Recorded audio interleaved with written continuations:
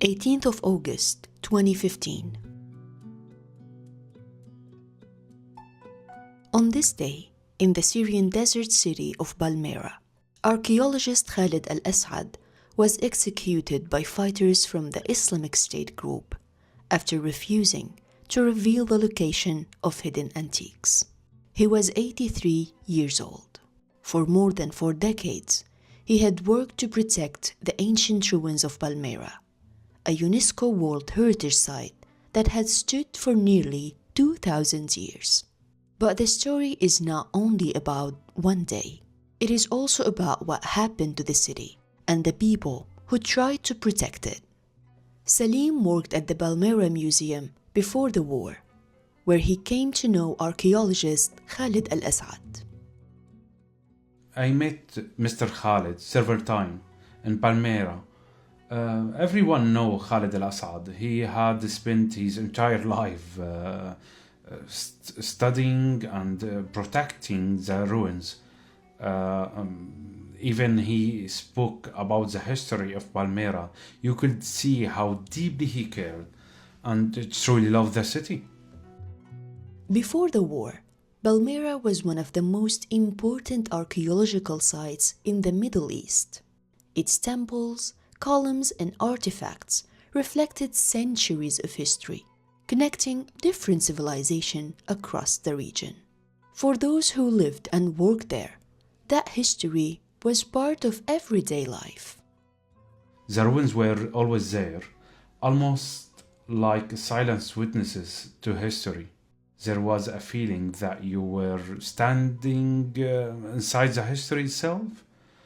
It is difficult to describe, but the place had a kind of a quiet dignity. You could feel the past in the stone. At the center of efforts to protect the history was Khaled Al-Asaad. For decades, he worked as a director of antiques in Palmyra, studying the site and helping preserve its monuments. He was known not only as a leading archaeologist, but as someone deeply connected to the city itself. Even though he was very famous, he always spoke kindly to everyone, including museum staff and visitors. In May 2015, that changed. ISIS fighters launched an attack on Palmyra and took control of the city. The takeover raised international concern, not only because of the violence, but because of the threat to its ancient heritage. The group had already destroyed historical sites elsewhere and was known to loot artifacts and sell them on the black market to fund its operations. When ISIS started moving closer to Palmyra in 2015, there was a feeling of fear spreading through the town. Many people were worried about what would happen to the ruins and to the museum. And I was one of them. I left the city because I was afraid of my life. I'm not gonna lie. As the group moved into the city, artifacts from the museum were removed and hidden in an attempt to protect them.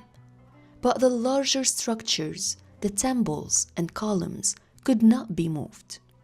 They remained exposed. When I saw the images of the temples being destroyed with my family, it was heartbreaking. These monuments had stood in the desert for nearly 2,000 years. They survived empire and centuries of history. But suddenly they were gone. It feels like watching your whole life being attacked. Soon after, Khaled Al-Asaad was detained. He was asked to reveal where the artifacts had been hidden. He refused. On 18th of August 2015, he was executed. When the news came that he had been killed, it was very painful. I couldn't believe it. I cried for days. It was really hard to process. For many people in Palmyra, it feels like losing someone who represents the memory of the city. And in the end, he paid the highest price for that. In the month that followed, parts of Palmyra were destroyed, but not everything was lost.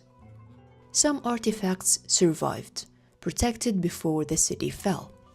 Today, the ruins of Palmyra still stand, marked by both history and conflict.